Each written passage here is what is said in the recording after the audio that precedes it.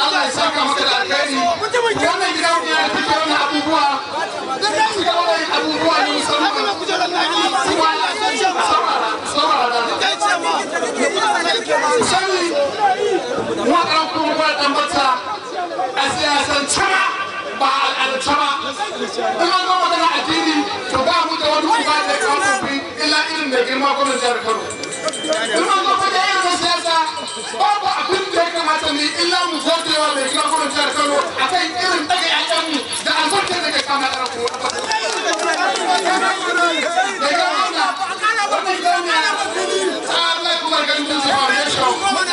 a fashe a ba alfahari ga dukkan mutumin Kano da 'ya'yan Kanawa da 'ya'yan Fulani da 'ya'yan Kaɗawa ga baki ɗaya mu. Ko ba kuma zan so in kira ga wannan gidauniya mai albarka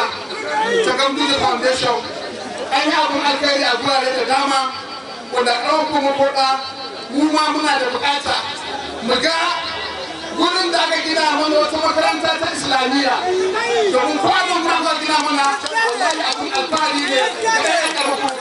kuma a ƙarshe ina wa fara zo gurin fatan alkhairi Allah mai da kwa gidansa lafiya